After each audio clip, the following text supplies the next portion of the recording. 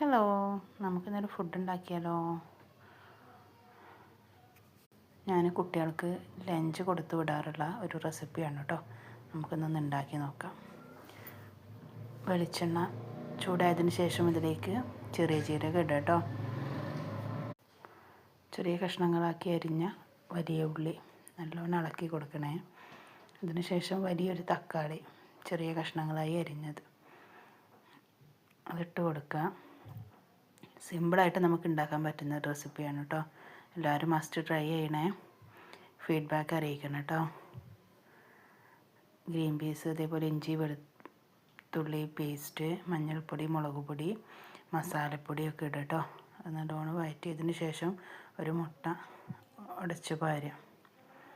അത് നല്ലവണ്ണം ഇളക്കി കൊടുക്കണേ, അടിയിൽ പിടിക്കരുത്.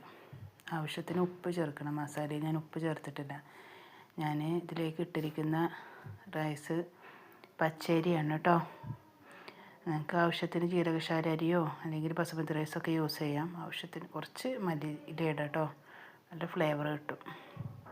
കുട്ടികൾക്ക് ലഞ്ച് കൊടുത്തയക്കലൊക്കെ ഈ ഫുഡാണ് കേട്ടോ. ഇഷ്ടപ്പെട്ട് കഴിച്ചോളും. കുറച്ച് തൈരോ ഒരു പപ്പടം ഉണ്ടായാൽ തന്നെ കുട്ടികൾക്ക് ഭയങ്കര ഇഷ്ടമാണ്.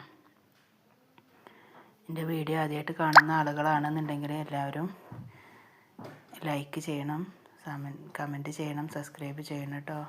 Thank you for watching. By.